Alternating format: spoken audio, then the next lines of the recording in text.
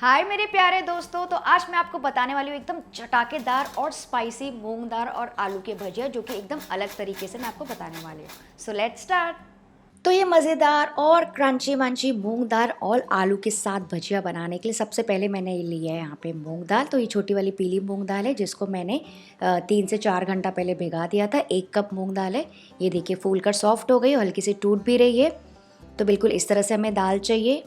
आप चाहें तो इसको ओवरनाइट भी सोक कर सकते हैं, लेकिन उससे क्या होगा ना, ये दरदरी नहीं पिसेगी। तो इसका सबसे पहले इंपॉर्टेंट स्टेप आता है इसका पानी निकालना। तो इसको पूरा पानी निकाल देंगे। तो सबसे पहले इसको हम डाल देंगे छन्नी के ऊपर। ये देखिए इसका पूरा पानी निकल गया और फिर इसको ट्रांसफ़र कर लेंगे ब्लेंडर में। तो फ्रेंड्स, इसको छानना बहुत ज़्यादा इंपॉर्टेंट है, वरना क्या होगा ना, अगर इसमें एक्स्ट्रा पानी चला गया तो आप उसको एडजस्ट नहीं कर पाएंगे, बहुत ज़्यादा पतला हो जाएगा। इसलिए पहले छान लीजिए, उसके बाद पीसने में जितना भी पानी लगेगा वो हम डाल सकते हैं। फिर मैं इसके ऊपर डाल रही हूँ 1 टुकड़ा अदरक का, 2 से 3 हरी मिर्चें जितना तीखा आपको पसंद है, और 3 से 4 कली मैं डाल रही हूँ लहसुन की। वैसे लहसुन कई लोग नहीं डालते, लेकिन डाल के देखिएगा फ्रेंड्स, बहुत अच्छा फ्लेवर आता है। और फिर इसको हम पीस लेंगे। तो इसको पीसना है दरदरा। आप चाहें तो इस वक्त सिर्फ 2 टेबलस्पून पानी यूज़ कर सकते हैं इसको पीसने के लिए, अगर आपको ज़रूरत पड़े तो ये देखिए बस मैंने 2 टेबलस्पून पानी डाला था, दरदरा पिस गया है। वरना क्या होगा ना, अगर पहले से ही आप पानी आपका डल जाएगा ना डायरेक्टली, तो फिर वो बहुत ज़्यादा पतला हो जाएगा। बिल्कुल ऐसा ही टेक्सचर हमें चाहिए, बहुत ज़्यादा गीला नहीं चाहिए, वरना बहुत ज़्यादा वो तेल पी लेगा फ्राई करते समय। तो इसको ट्रांसफ़र कर लेंगे एक बोल में। ये देखिए एकदम ड्राई ही लग रही है हमारी दाल, इसको साइड में रख देंगे। नेक्स्ट ये देखिए एक बोल में मैंने क्या किया है, यहाँ पे मैंने ग्रेट किए हैं 2 आलू। तो बड़े वाले ग्रेटर के साइड से मैंने ऐसे आलू के लच्छे निकाले, नॉर्मली जैसे हम गाजर ग्रेट करते हैं, और इसको मैंने पानी में सोक कर दिया था ताकि काले ना पड़े। इसकी वजह से जो मूंग दाल भजिया है ना, बहुत अच्छा टेक्सचर आएगा, टेस्ट आएगा, और इसकी वजह से क्रंची भी बनेंगे। तो बस इसका पूरा एक्स्ट्रा पानी निकाल देंगे। आप चाहें तो इसको छान सकते हैं, या फिर इसको हाथ से स्क्वीज़ करके मूँग दाल के ऊपर डाल देंगे। तो पूरे आलू मैंने डाल दिए, और इसके ऊपर मैं डाल रही हूँ 1 प्याज बारीक कटा हुआ, और इसको साइड में रख देंगे। फिर ये देखिए मैं एक छोटे से ब्लेंडर में बना रही हूँ स्पेशल मसाला। तो यहाँ पे मैंने लिया है 1 टीस्पून सौंफ, 1 टीस्पून धनिया के सीड्स, 1 टीस्पून जीरा, 1/4 टीस्पून मैंने लिया है अजवाइन, और आधा टीस्पून मैंने यूज़ किया है रेड चिली फ्लेक्स। तो बस इन सारी चीज़ों को थोड़ा सा क्रश कर लेंगे। मैं छोटा ब्लेंडर यूज़ करी क्योंकि मेरे पास सिलबट्टा या फिर वो इमाम दस्ता नहीं है। आप चाहें तो उसमें भी पीस सकते हैं। तो इसको पीस लेंगे, बहुत ज़्यादा नहीं पीसना। ये देखिए इसका दरदरा मिक्सचर तैयार हो गया। इसी की वजह से ना बहुत ही अच्छा सा फ्लेवर आएगा हमारे मूंग दाल भजिया में। तो 2 टीस्पून भर के डाल देंगे मसाला इसके ऊपर। नेक्स्ट मैं इसमें डाल रही हूँ आधा टीस्पून रेड चिली पाउडर, ताकि अच्छा सा कलर आ जाए, और साथ ही मैं डाल रही हूँ 1 पिंच हल्दी पाउडर। इससे भी बहुत अच्छा सा कलर आ जाएगा। तो यहाँ पे मैं सिर्फ बेसिक ये थोड़े से ही मसाले यूज़ कर रही हूँ, क्योंकि वैसे भी हमने काफ़ी सारे खड़े मसाले यूज़ किए हैं, तो बहुत अच्छा फ्लेवर आएगा ही। वरना अगर आपको चाहिए तो आप यहीं पे आमचूर पाउडर, गरम मसाला पाउडर, जो मसाला आपको पसंद है वो आप डाल सकते हैं। फिर मैं इसमें डाल रही हूँ फ्रेश धनिया, और लास्ट में मैं इसमें डाल रही हूँ 1 टीस्पून नमक। नमक पहले से ही नहीं डालेंगे, वरना क्या होगा ना, मिक्सचर बहुत ज़्यादा पानी छोड़ देगा और गीला हो जाएगा। और इसको अच्छे से मिक्स कर लेंगे। सारी चीज़ें आपस में अच्छे से मिक्स हो गई है। तो इस वक्त मुझे बैटर अभी भी थोड़ा सा एकदम हल्का सा गीला लग रहा है, तो मैं इसमें डाल रही हूँ बस 2 टेबलस्पून भर के राइस फ्लावर।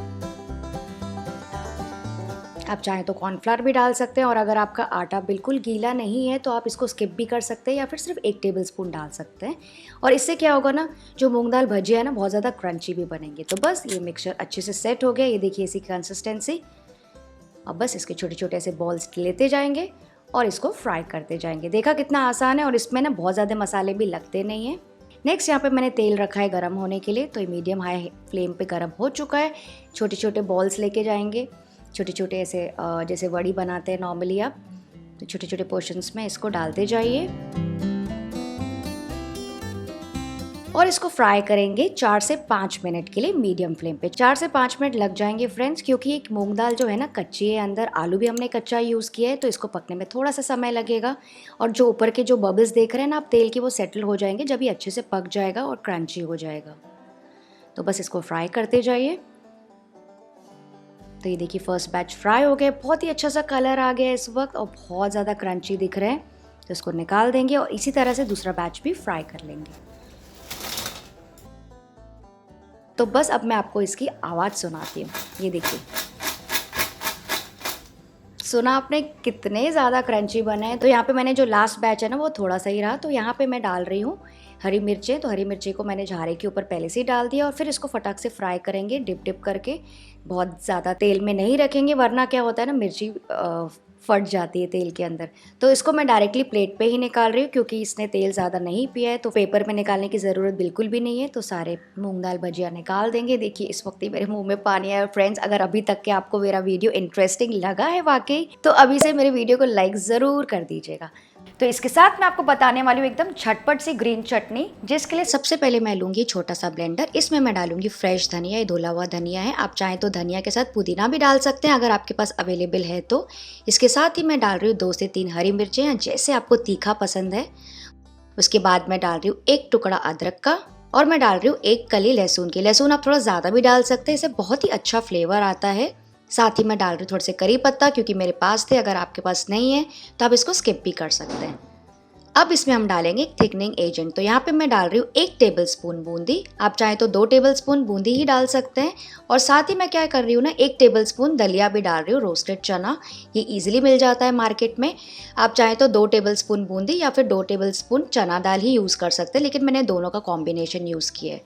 ऊपर से इसको गीला करने के लिए डाल देंगे 2 टेबलस्पून पानी और इसको गाढ़ा और क्रीमी टेक्सचर देने के लिए मैं इसमें डाल रही हूँ 1 से 2 टेबलस्पून दही। ये कम्प्लीटली ऑप्शनल है। और फ्रेंड्स, मान लीजिए अगर आपके पास बूंदी या फिर चना नहीं है ना, तो आप इसमें 1 से 2 टेबलस्पून पीनट्स भी डाल सकते हैं, मूंगफली भी डाल सकते हैं भुनी हुई। अब इसको बंद करके इसको अच्छे से पीस लेंगे। ये देखिए, इसका स्मूथ गाढ़ा टेक्सचर तैयार हो गया, एकदम गाढ़ी कंसिस्टेंसी का, और बहुत अच्छा सा कलर भी आया है क्योंकि हमने इसमें चना डाला था, बूंदी डाला था और दही डाला था। तो फ्रेंड्स, इस वक्त मैंने इसमें नमक नहीं डाला था क्योंकि नमक डालने से ना थोड़ा सा जब पीसने के समय काली हो जाती है चटनी। तो लास्ट में मैं इसमें डाल दूंगी थोड़ा सा नमक और फिर से इसको बस 1 से 2 सेकेंड के लिए चला लेंगे। तो बस ये देखिए, एकदम मज़ेदार हरी चटनी तैयार हो गई है घर में। मैंने आपको बहुत सारे ऑप्शंस दिए इसको बनाने के लिए। बस इसको तैयार करेंगे और इन्जॉय करेंगे। आप इसको कोई भी एयरटाइट कंटेनर में रख के फ्रिज में 3 से 4 दिनों के लिए अच्छे से स्टोर कर सकते हैं। तो बस इसको मैं सर्व करूंगी थोड़ी सी हरी चटनी और थोड़ी सी सॉस के साथ, क्योंकि मेरे पास अवेलेबल थी। आप चाहें तो लहसुन चटनी के साथ भी इंजॉय कर सकते हैं। तो चलिए मैं आपको एक मूंग दाल भजिया तोड़ के दिखाती हूँ। ऊपर से सुपर क्रंची है और अंदर से बहुत ज़्यादा सॉफ्ट और फ्लेवरफुल। इसको एंजॉय करूँगी मैं हरी चटनी के साथ। तो फ्रेंड्स, आई होप आपको आज की रेसिपी अच्छी लगी। मैं आपसे मिलती हूँ अगले वीडियो के साथ। आप सब अपना ख्याल रखिएगा और इस रेसिपी को ज़रूर एंजॉय कीजिएगा। Bye bye.